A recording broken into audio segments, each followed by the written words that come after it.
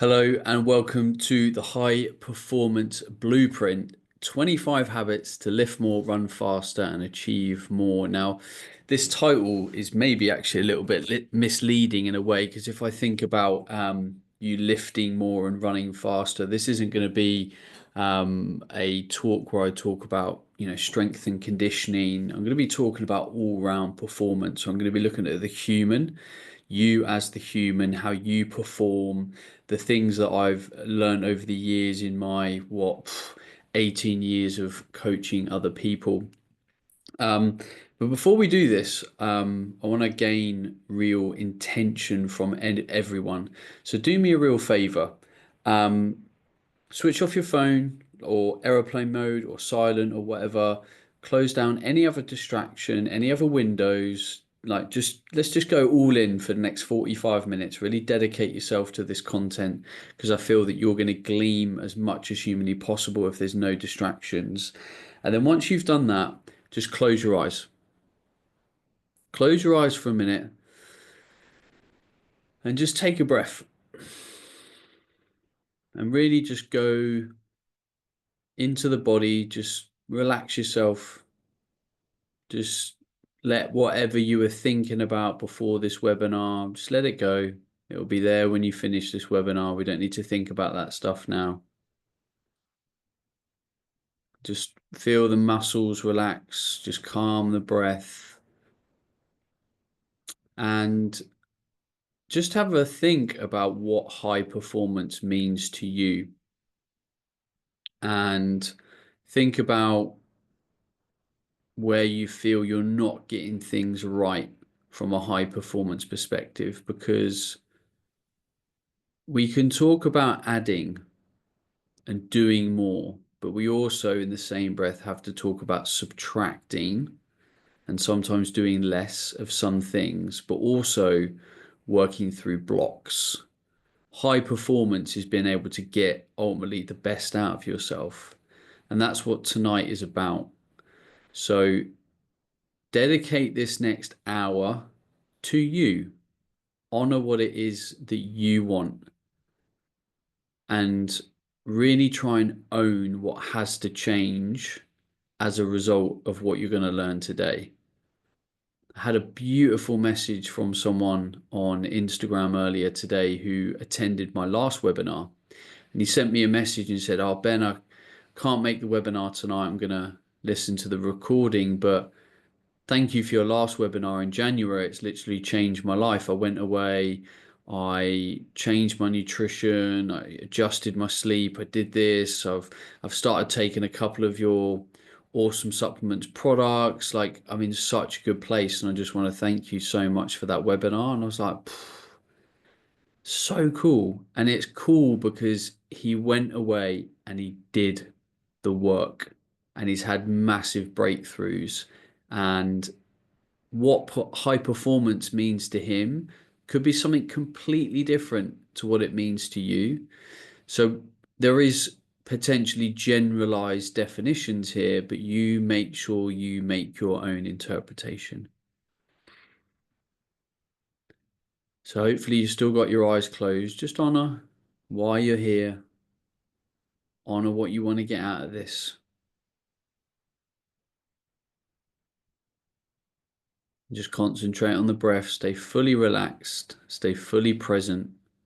There's so much power in being present in anything that you are doing in any given moment. Okay, open your eyes. So, who am I? I'm Ben Coomber. I'm a performance nutritionist. I've done all sorts of stuff from pro sport, coaching people. But my passion is making people the most awesome version of themselves. And I would call myself a high performance coach. I try and get the best out of any human that is in front of me that I'm working with. And I'm also the founder of Awesome Supplements, a 20-time award-winning supplement company, which has been going for nearly 9 years this May. It's incredible. So for anyone that is watching, listening to this webinar who supports Awesome Supplements. Thank you, because we wouldn't still be here if it wasn't for you. So, what is high performance? Is it a skill set? Um, is it your output? Is it a sense of being? Is it your ability to succeed? Is it consecutive days of performance? I think it's all of this. Skills are incredibly important. Anything that we don't know how to do, we can ultimately learn with the right framework, with the right information, with the right support. The skills then lead to outputs. Outputs lead to goals and success. But we also have to think about ourselves.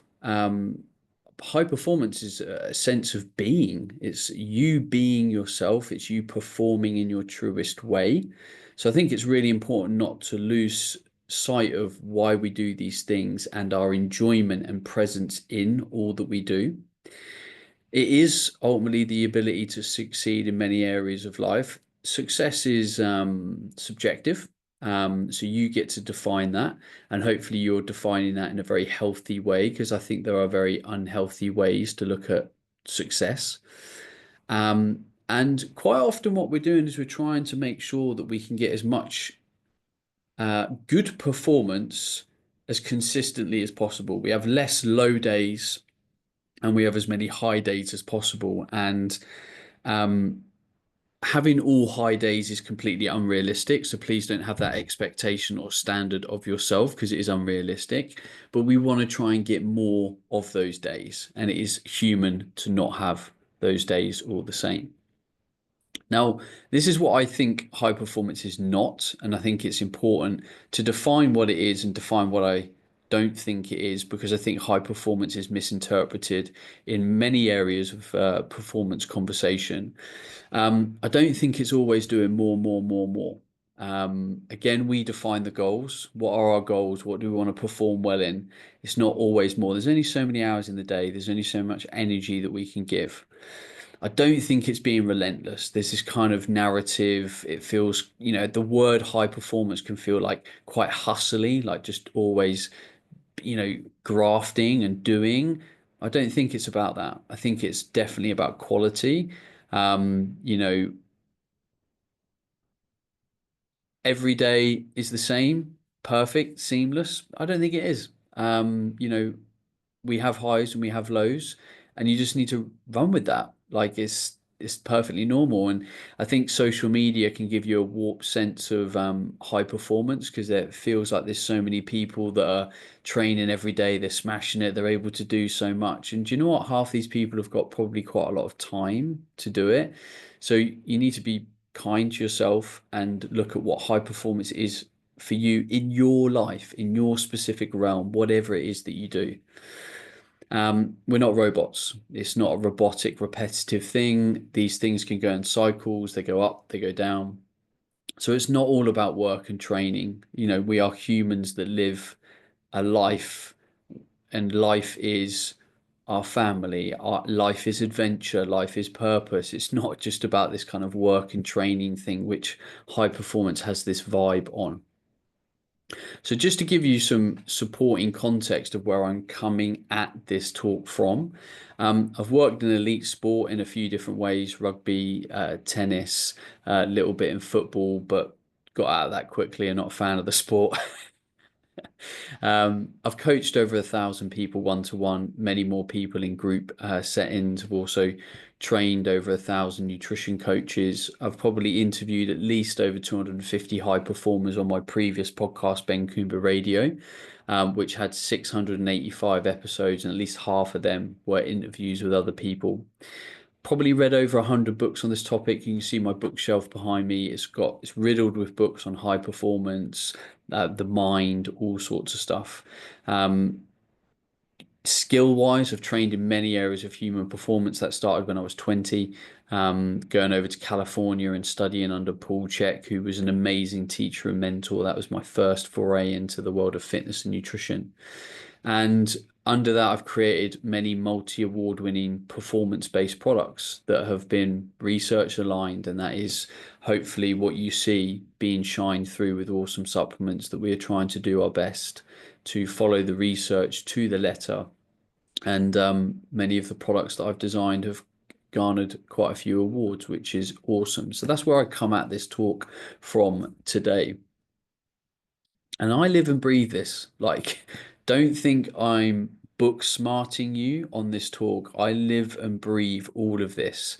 Um, I won't say every day because that feels, I'll just say disingenuous. Like, but high performance is such this sort of fluid thing. The way that I would define high performance for myself is probably different than how you would, and that's absolutely fine. That is absolutely normal, but please know that I am a living, breathing entity of my work. I'm trying to perform at my best in all areas of my life all of the time, or as much as possible. Um, so let's get stuck into this. The 25 reasons. I'm now going to be quick. I'm going to be to the point. I'm going to try and really kind of outline what I think we should be doing. You write down what you feel you want to take out of this. Hopefully, there's like two or three things that really stand out for you in this talk, and you're like, yeah, I really need to get on top of that. And I'm not going to go anything too detailed and heavy in this talk. Once something jumps out at you, I would then say, right, this is where you need to really go away and do your homework. You need to go a lot deeper into this topic because I'm making this quite broad. It's then for you to be specific after this talk with your kind of research implementation. So this seems very obvious, point number one, but your routine and your habits. We are a result of our habits and our routine. And when we think about high performance, there's always a readjustment that has to happen. There's always a probably a negative habit that has to be changed for a positive habit to be put in place. It's not usually just about addition. So if we want to improve our sleep, for example, and we need to talk about going to bed earlier, we also need to discuss why someone might not go to bed earlier. So what is the habit there? So it's not just a case of going to bed earlier, which might be a positive habit. It might be removing something, and that removal of something might be challenging because it might be supporting something mentally, emotionally, or physically within your environment. And we need to know how to kind of deal with that because everything happens within kind of an ecosystem. And we have to sort of challenge, okay, why do I do this thing? I need to learn a new way to do things. Now, if you want to become a master of habits and routines, James Clear's book, Atomic Habits, which so many people have read, it's been read by what feels like the whole globe, is an amazing place to start. But for me, where the adjustment of your routine has to come in is ultimately what you're trying to get out of yourself or your life. Like if you don't have a goal or a desire or a need, you will not change your routine or your habit. There won't be a strong enough driver for you to do it. So you have to outline where you're going, why you're doing it, and then what the readjustment has to be. And you have to look broadly to think, okay, what else needs to change? What do I need to stop doing? So we are ultimately a product of our habits. And if you're looking at your performance right now, and you know that some of your habits are potentially not great for the outcome that you're trying to seek, I need you to challenge them. I need you to have the confidence to overcome what that is and find a way to kind of flip the script and make it more positive. Number two, we have to remove self-limiting beliefs. So when you try and change your habits and routines, there'll be things that you will still be doing that you will hold on to as a result of the story that you tell yourself. So we are ultimately made up of the stories that we tell ourselves, our belief systems, our mental frameworks that we have in ourselves. So for you to go on and do better things, bigger things, achieve more, succeed more, you have to try and figure out how to remove the self-limiting beliefs. And I'm going to be really honest, for 99% of people, in my experience, for everything that I've learned and experienced myself, it will usually go back to some stuff that's happened in your childhood. So if there's things that keep happening, it's very common around food. People can be emotional eaters, they can self-sabotage through food or alcohol.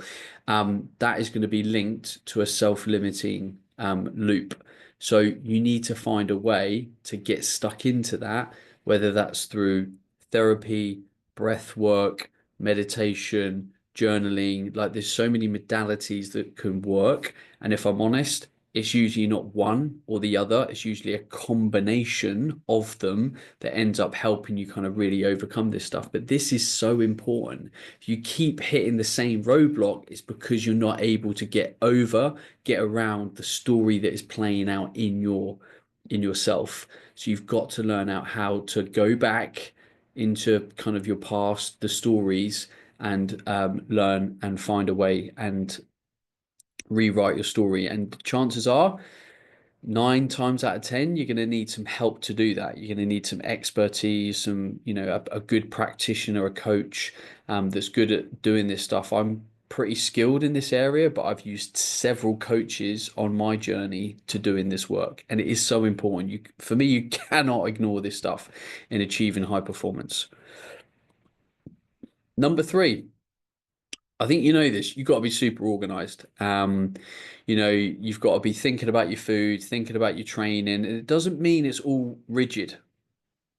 We can't get too robotic. There's a flow that has to happen with life. If you've got kids, for example, you've got to be very adaptable. You've got to flow. If you've got a job which can be quite reactive, like you might be needed places, like you've got to flow. But if we're as organized as humanly possible, we can flow as easily as possible around our life challenges that come in. So try and get the things that you can control and you can be organized with, organized. So organize the food, organize your training, organize your supplements, organize the thing that has to be organized. So as many things can play positively in your favor as humanly possible. Number four, sleep. So I talk about sleep loads, and you're probably even sat here thinking, I've heard Ben talk about sleep loads. But if you're still someone that's not sleeping well enough, why are you not sleeping well enough? I'm going to be honest. You haven't done probably the hard work, and some of the work is hard. It took me quite a long time, for example, to really quieten my mind so I could get to sleep at a good time. But also when I woke up in the night, I was able to get back to sleep again because I was able to quieten my mind. I was able to shut it off and let it go. That wasn't easy. It didn't take me a couple of months. It took me kind of quite a while, but this is such important stuff. If you talk to anyone about high performance, the foundation is sleep. So if you're still struggling with your sleep, you have to invest the time. Like literally nearly all of your effort should be going into trying to sort sleep because it's just that foundational. Sleep underpins your hormonal health, your recovery, your cognitive performance. Like you have to nail it. And there is quite a bit that you can change to improve your sleep. And I've gone over this in previous webinars. I'm not going to go over it tonight, but I have to highlight the point that this is foundational. And if you're still you know, most of the week not getting an 8 out of 10 in your sleep, let's just say 8 out of 10 subjectively, let's ignore data that you might be getting from a smartwatch or whatever, then we need to improve that. We must improve that. Number five, environment and culture. Who are you in and around? So think about all the environments that you operate in. Your home life, your work life, your gym life, your sport life, the community groups that you're a part of. Are you in and around people where there is a culture of high performance, where people are lifting you up, where people are inspiring you to push yourself, to expand yourself, to grow? Are they challenging you? If this is not the case for you, then you have to put yourself in these environments because it's infectious. The energy rubs off on you. If you see someone performing at their A game several times a week, you're in and around them, that will make you up your game. It will make you start to think differently. It'll inspire you. There's no way it cannot. So put yourself in these environments. And if there's quite negative environments that you're in, that you feel like they're kind of almost sabotaging your results, do what you can to get out of them. Honor what it is that you need. So powerful. Number six. So some of these environments might include you getting support, like proper support from a coach or a mentor. In my life, at any given time, there's usually at least two coaches. So at the moment, I've got a male kind of leadership and mindset coach that I'm working with. I've got my trauma release lady that I still see about every 6 weeks ish. And then I've built a group that I'm part of. We're all coaches, we're all high performance coaches, and we've created like a little kind of self peer mentorship group. Um, and then coaches come in and out of my life all the time as I'm just figuring things out, want to learn more. So if you want to progress, there's no athlete on this planet that hasn't got coaches. So if you want, to achieve great things, get help. Number 7, visualization and priming. So there's amazing research on how powerful the brain is at creating physical reactions in the body. So a really simple example is someone might be in a sports team environment, let's just say football. The manager walks in in the beginning of the match and he's like, right, team, close your eyes. I want you to visualize how you're going to start to play the game. I want you to think about how you're going to approach the ball. I want you to think about your energy on the field.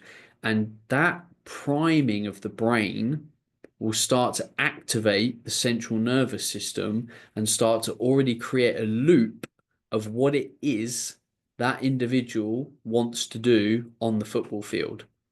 This is why things like meditation can be powerful, because you're quite often going in to your brain and cognitively looking at how your body is thinking, feeling, and being able to kind of change that.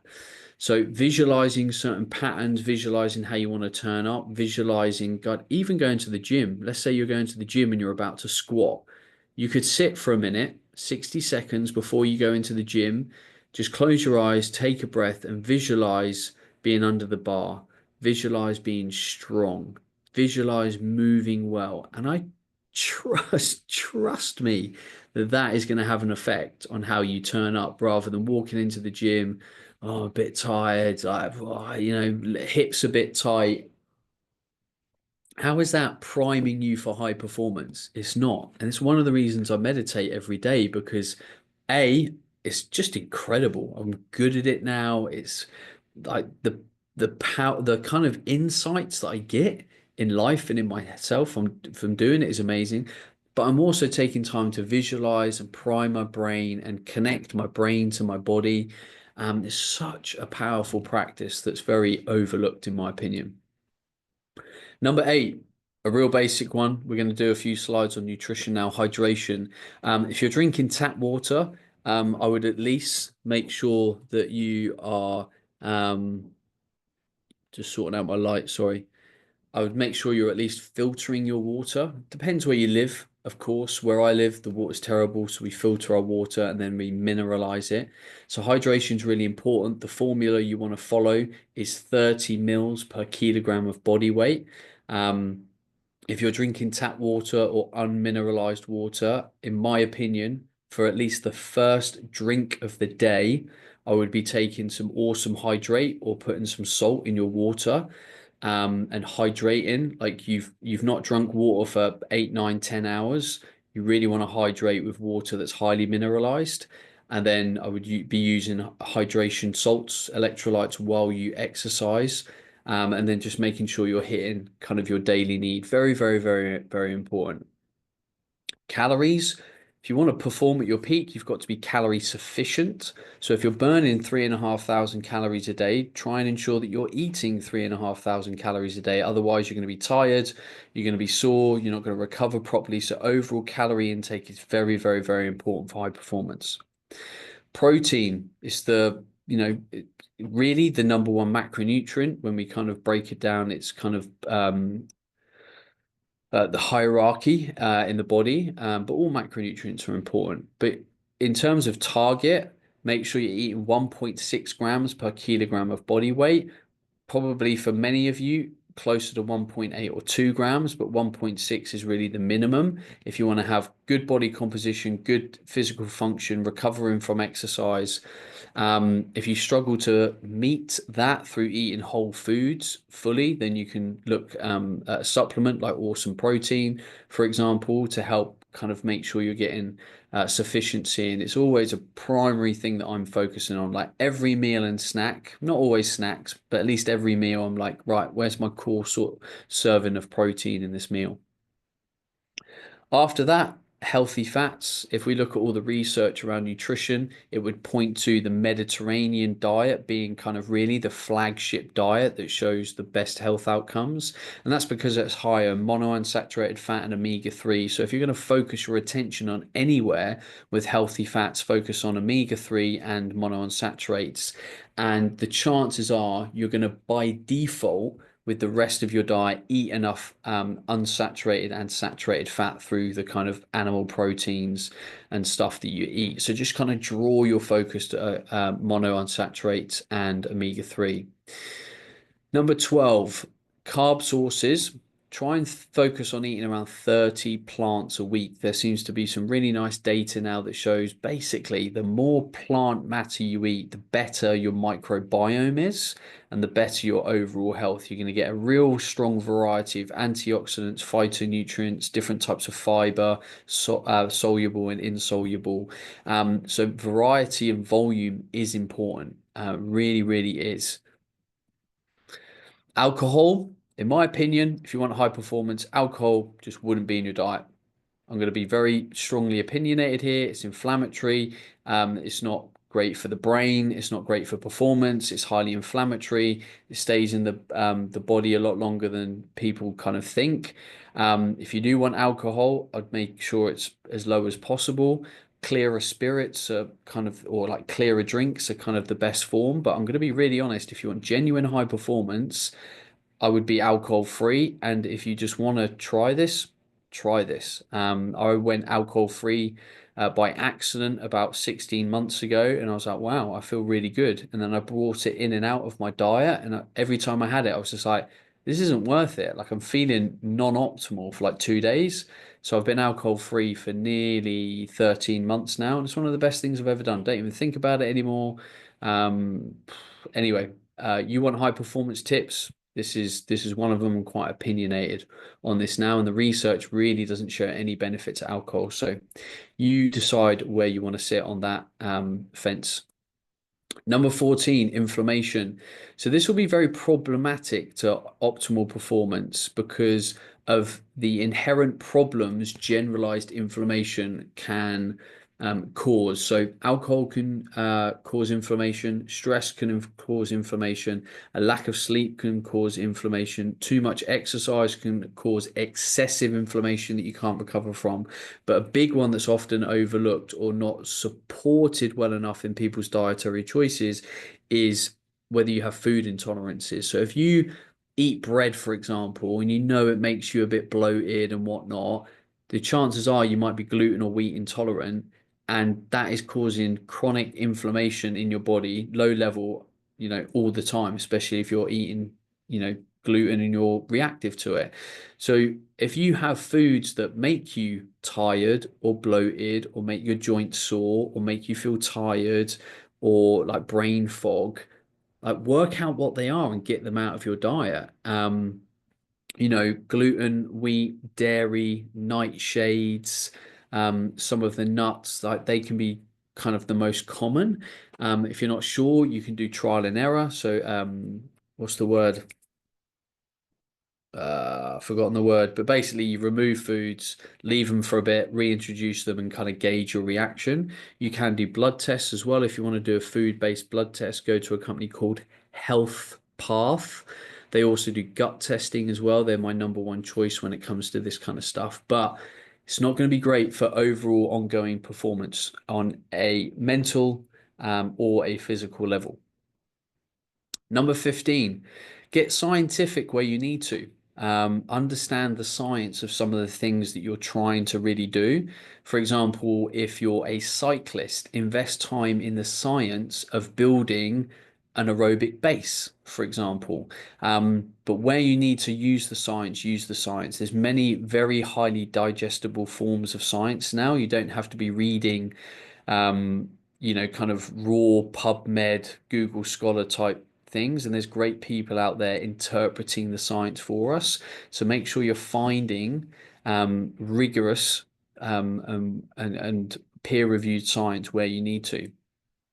But also think about the spiritual. And what I mean by this is the kind of internal guidance of yourself. So high performance can often be over scienced. And what I mean by that is we focus on the data too much and we don't listen to ourselves.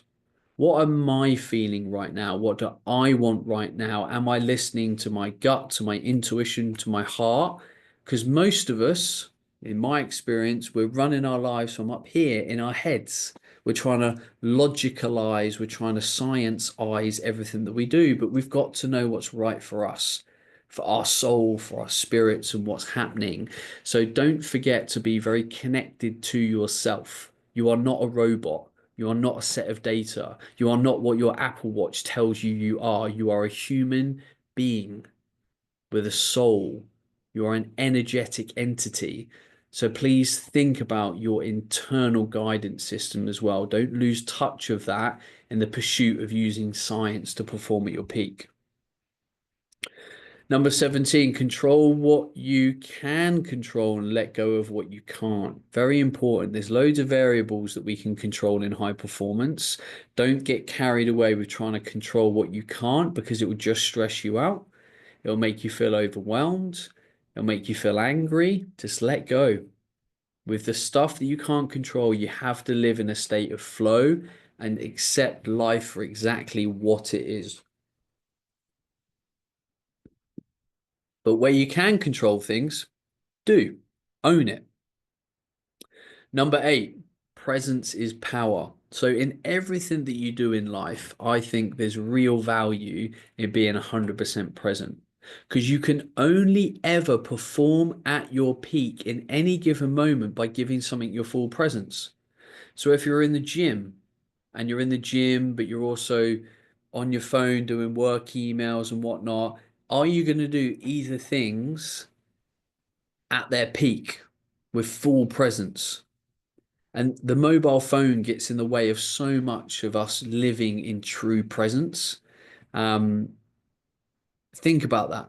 And if you're struggling with being present at certain points in your life, challenge it. Why can't I be present? Because a enjoyed life is a life where you are present in anything that you're doing, whether you're working or you're training or you're with your kids or you're cooking, whatever you're doing, if you can be present in that moment, there's so much enjoyment to be had.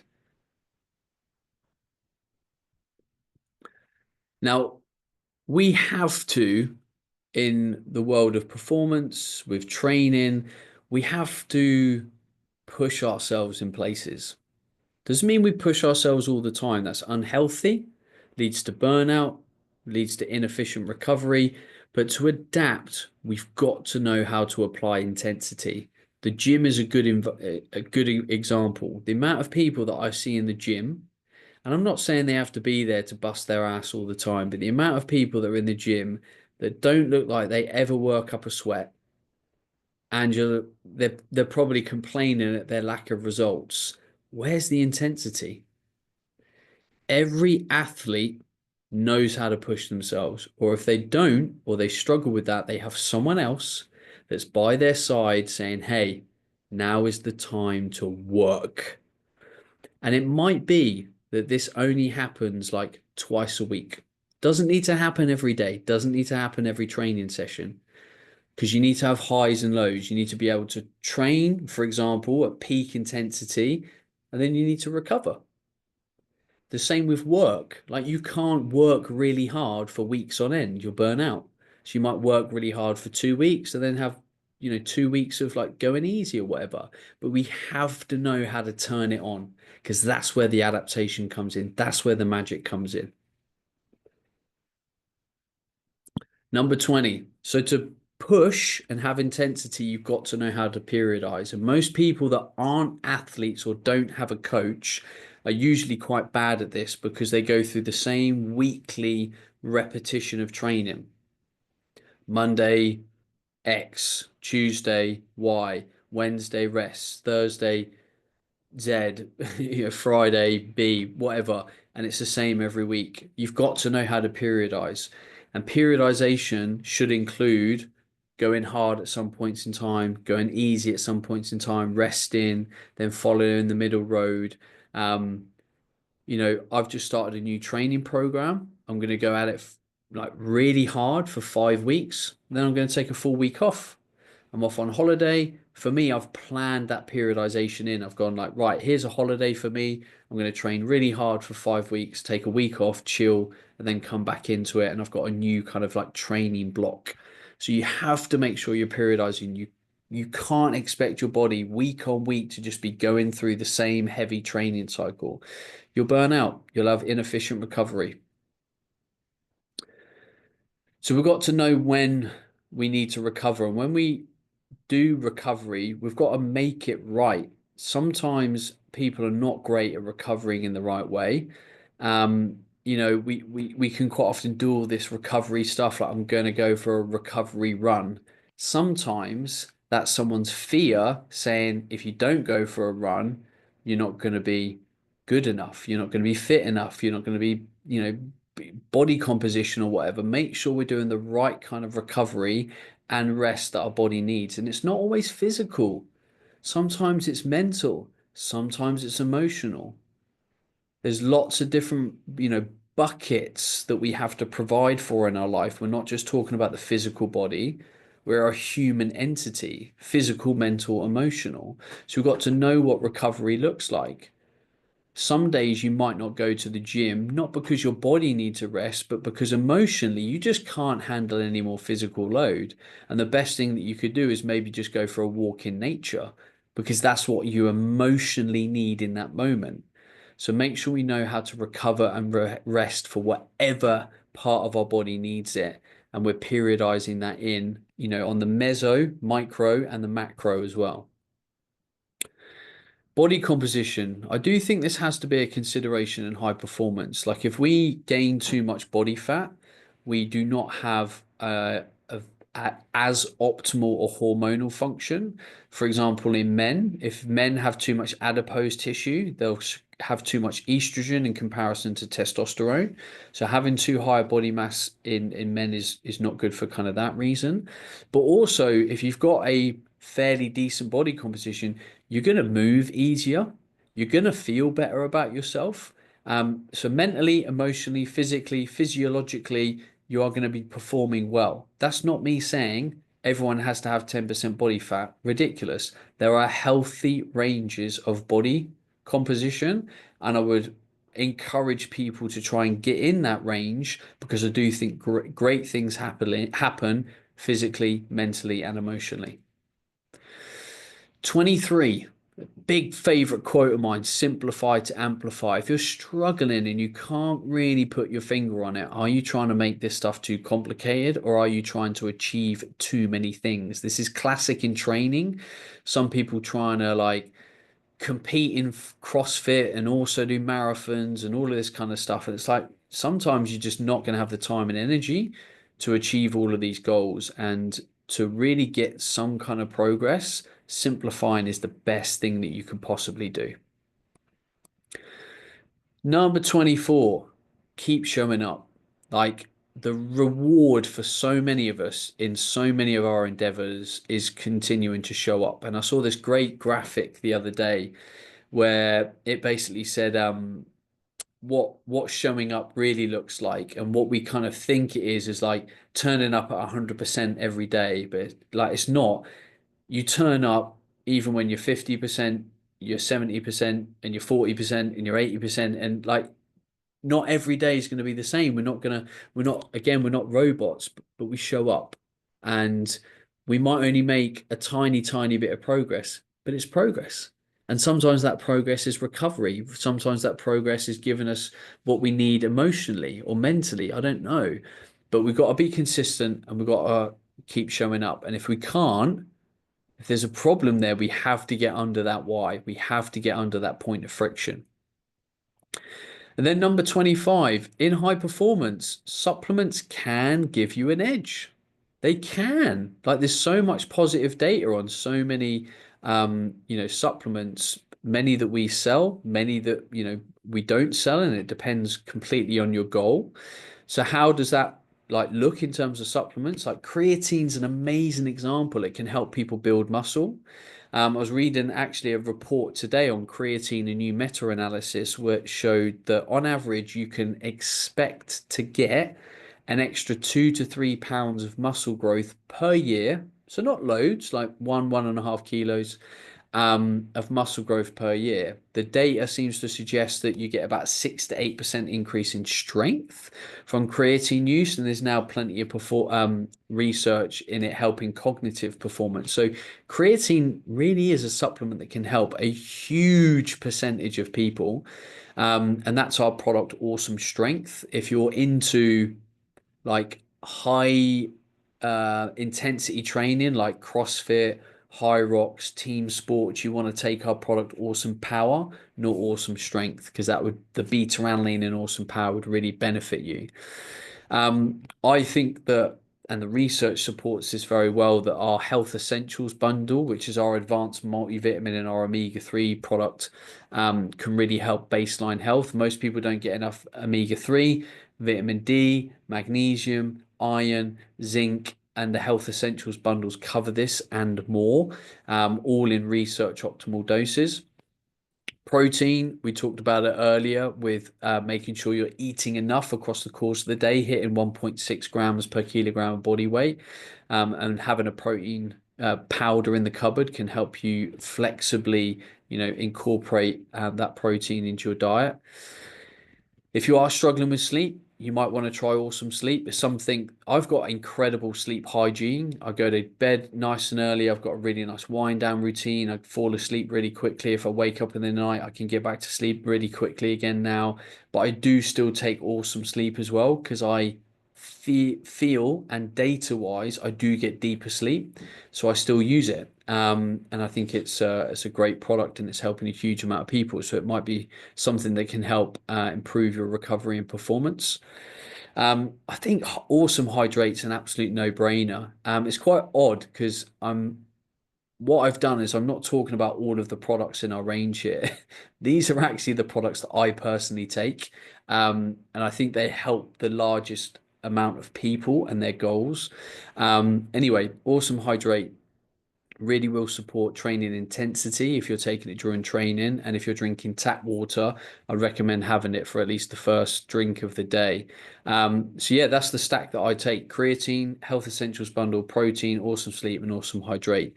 Um,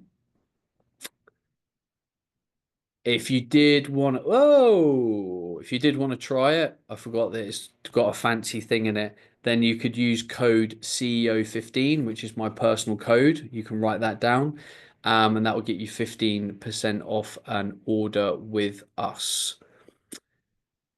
So, the high performance blueprint, summarizing what I've been over tonight. Look at that, bang on 45 minutes. Master your routine, but with a routine, make sure you set boundaries. Make sure you say no to the right kind of stuff in your life. Make sure you acquire the skills, equip yourself with the how of doing things.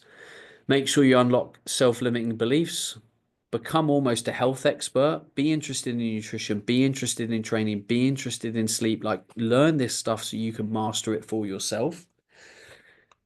Push yourself, have intensity, get that adaptation, but also know how to periodize and get the recovery right.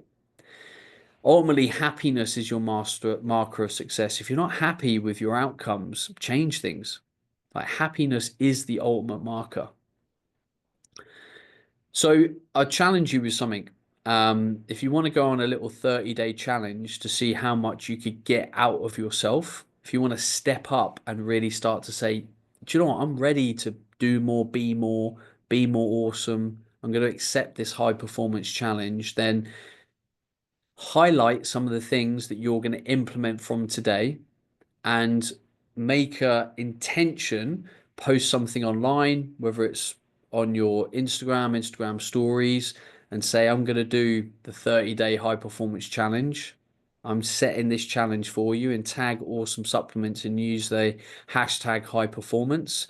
And we'll help you, we'll encourage you, like we'll be behind you. Like, I really want you to do more, be more, and we will help you. But sometimes just a little bit of like, let's see what I'm made of. Come on, let's see what I can do. So lean into this challenge.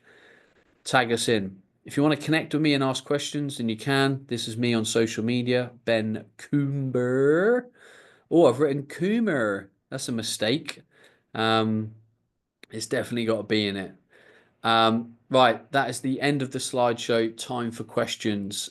Let's go with your questions, and we hopefully will be done in the 60-minute mark. Right, where we got Q&A, we've got someone in the Q&A, we've got some in the chat box, we've got all of the boxes open. Right, get your questions in now. I'm going to answer Paul's question. Paul said, I've been taking awesome sleep for a while now and really feel it has an added benefit. However, I'm sure on the packet the advice is to have 1 hour prior to sleep. Does this not conflict slightly with other advice you have given about not eating or drinking up to 3 hours before sleep so as not to disrupt sleep patterns? Not calling you out, just trying to understand what is optimal. So, Paul, my big so with food and sleep, the further away that you can eat from bedtime, you will have less blood in the digestive tract, which will have more available blood to go to peripheral tissues like the brain and the organs to recharge. So when it comes to food, you want to eat as far away from bedtime as possible. Around 3 hours is probably good for most people. When it comes to fluid, there isn't a negative effect on sleep of fluid unless the amount of fluid that you're taking is causing you to wake up in your sleep. So it's not a 3 hour rule for food and hydration. It's for food. If you drink a bit close to bedtime, it's not going to have a negative effect unless it causes you to get up in the night. So taking awesome sleep an hour to an hour and a half before bed isn't going to be a problem. Also, it depends on what you eat. If you eat heavy food that takes a long time to digest, that is a problem. But if you eat something highly digestible, like fruit, for example, like if you had an apple or a banana like half an hour before bed, it's very, very, very minimally going to affect your sleep because it's digested very quickly, because it's just a fairly simple sugar. Once it's kind of broken down, your body's not going to take a lot of time to kind of break that down. So hopefully that answers your question. Mark says, regarding slide 14, inflammation, any thoughts on the school of thought around insulin being pro-inflammatory and therefore controlling inflammation through carbohydrate moderation? Just because some processes in the body cause inflammation, it doesn't mean it's necessarily a bad thing. So insulin is absolutely fundamental to our blood glucose management. Now we don't want to have chronically high, insulin like uh, all the time. But insulin is just something that's secreted after we eat our food. So if we eat, insulin goes up, blood sugar comes down. So it's not a problem. Like I really wouldn't worry about it. The number one thing you can do is have healthy body fat. That is the number one thing that you can do. Second thing is eat a diet that doesn't contain inflammatory foods in it, because then you're not creating an environment of inflammation. So yeah, I don't really buy. There's no scientific, from what I can see, rationale to be like, right, let's eat carbs in moderation because insulin has a pro-inflammatory effect. Insulin on the whole is a very beneficial thing to the body, and it's just secreted in proportion to the types of food that we eat. Phil says, what are your thoughts on fasting? Phil, if fasting works for you, then go for it. It generally is not gonna, well, you might find it hard to make fasting work if you exercise a lot, because you're obviously omitting for a long period of time, calories from your diet. But if you enjoy fasting, if you get benefit from it, then I have no issue. Like, we are humans inherently eat food.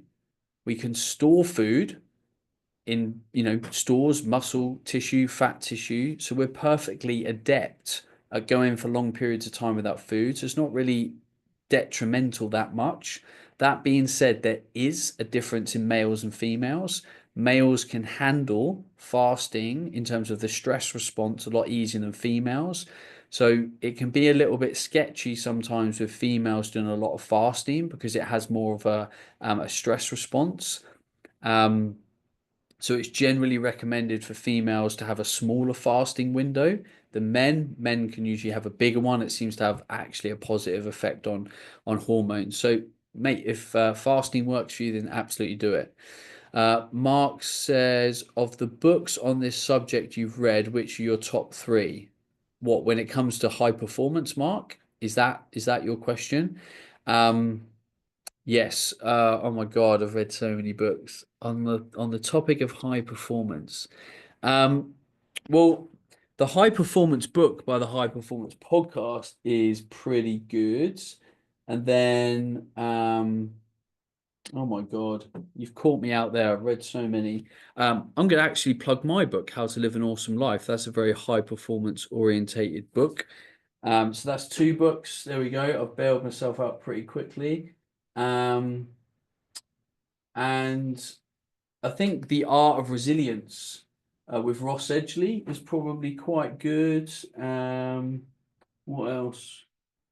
I'll see if anything else comes to me. But sometimes when you've read that much, narrowing it down can be quite complicated. Right, that's all the questions answered. There was two questions on fasting, so I've answered both of them.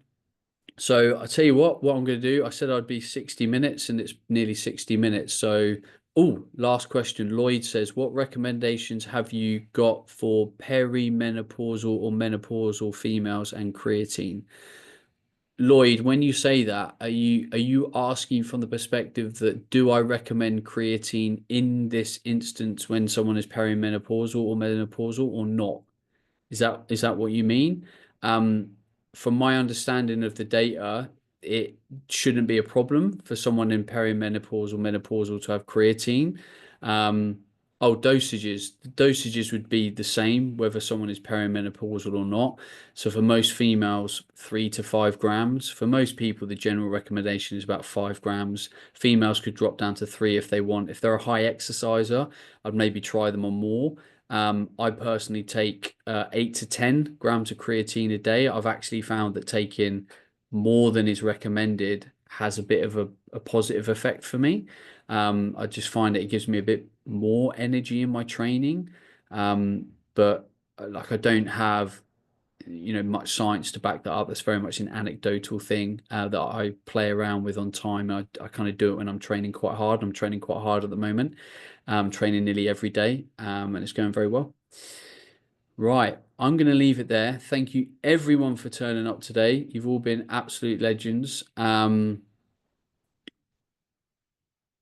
Go away, be a high performing human, accept the challenge. If you want any guidance from me on a one-to-one level, then drop me a message on Instagram. I am very available and I'll always help. And don't forget, if you want to get, oh, where's it gone? If you wanted to get the code um, for awesome supplements, it was CEO 15. Oh, I've broken my slides now, so I'm just going to finish there. Thank you, everyone. Go and have a great sleep. Go keep performing at your peak and go continue to be awesome. Night night. Bye bye.